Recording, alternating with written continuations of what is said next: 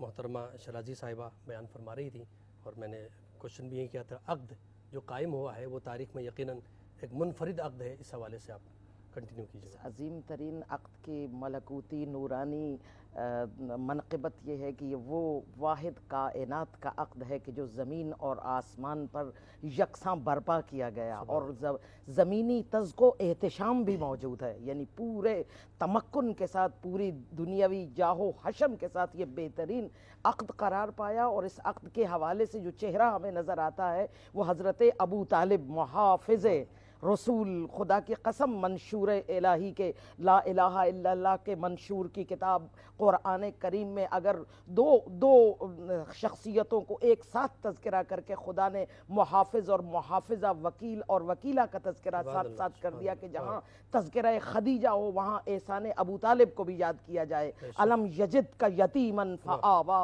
ووجدک عائلا فاغنا. تو معلوم ہو کہ حفاظت رسول کس نے کی اور ایثار کر کے مال کے ذریعے مکہ میں مشکلوں کو آسانیوں میں کس نے تبدیل کیا. تو یہ قرآن کا اسلوب اور منشور ہے کہ دونوں کو اکٹھا یاد کرو. مجھے خوشی ہو رہی ہے کہ آپ نے یہ سوال کیا ہے. اس حسین عقد میں جو آسمان پر بھی برپا ہے، آسمان میں حور و غلمان مرصع لباسوں کے ساتھ آسمان پر عود و عنبر چھڑک رہے ہیں، درخت طوبہ سے زر و جواہر کی بارش ہو رہی ہے، تمام جبرائیل سے تمام فرشتے تہنیت زمین پر لے کر آ رہے ہیں، اور نیچے زمین پر زرنگار کرسیاں بچھی ہوئی ہیں جس پر تمام قریش کے سردار اور سرداران بنی ہاشم موجود ہیں. اور حمزہ و عباس کے جلو میں میرے آقا محمد مصطفیٰ صلی اللہ علیہ وآلہ وسلم اس کرسی خاص پر جلوہ آ رہا ہے جہاں ابو جہل چاہتا تھا کہ میں بیٹھوں کیونکہ میں بڑا سردار ہوں.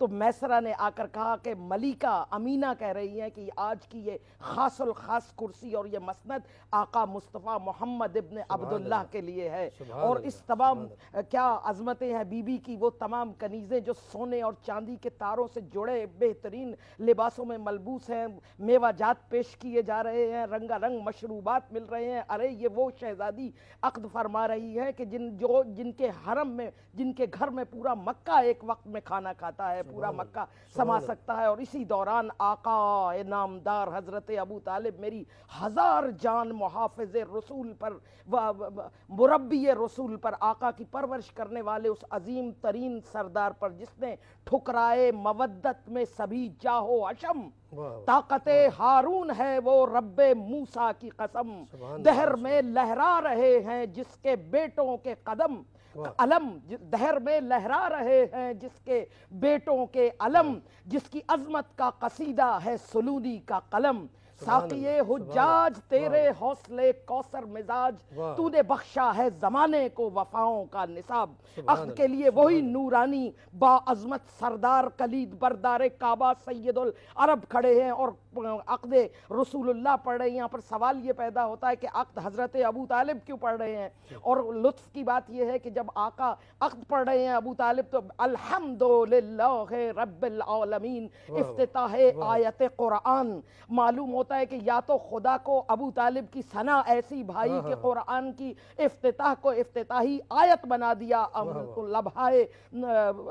لبھائے آقا کو، یا پھر یہ محسوس ہوتا ہے کہ قاری قرآن علی کا بابا بھی قاری قرآن سینے میں قرآن رکھتے ہیں. الحمدللہ رب العالمین عقد پڑھ رہے ہیں حضرت ابو طالب اور فرماتے ہیں کہ اے لوگوں یاد رکھو، شکر ہے اس خدا کا کہ جس نے ہمیں آل اسماعیل اور آل ابراہیم سے قرار دیا، اور ہم شکر ادا کرتے ہیں کہ اس نے ہمیں حرم کعبہ کا والی و منتظم بنایا. اور اس کے بعد فرمایا میرا بھتیجا محمد ابن عبداللہ کمال میں، شرافت میں، نسب میں، نجابت میں، پاکیزگی میں، طہارت میں، تقدس میں یکتا ہے، اور ان قریب ایک بڑی بشارت لانے والا ہے. گویا رسالت کا اعلان کر رہے ہیں. میں کلمے کی بات کرتی ہوں، کلمہ پڑھنے والے اور ہوتے ہیں، کلمہ پڑھوانے والے اور ہوتے ہیں. میرے آقا رسول کا کلمہ پڑھوا رہے ہیں، بتلا رہے ہیں کہ آنے والے ہیں. اور اس کے بعد یہ عقد پڑھا گیا، اور اس کے بعد مہر بھی خود آقا ابو طالب نے عطا کیا مولا کی طرف سے.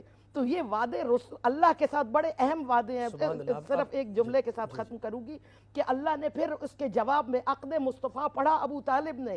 خدا نے ابو طالب کے بیٹے کا عقد خود آسمان پر پڑھا, مہر دیا ابو طالب نے, تو اللہ نے ابو طالب کے بیٹے کا مہر آسمان سے قسیم النار والجنہ بنا کر شفاعت کی صورت میں وہ مہر جناب سیدہ کو عطا کیا. سبحان اللہ, سبحان اللہ. بہت خوب, بہت خوب. جزاک اللہ. محترمہ فاطمہ بلال صاحبہ, آپ کی خدمت میں سوال رکھنا چاہوں گا. یقیناً کتنی باعظمت بیوی ہیں کہ جن کا عقد اس وقت حضرت ابو طالب پر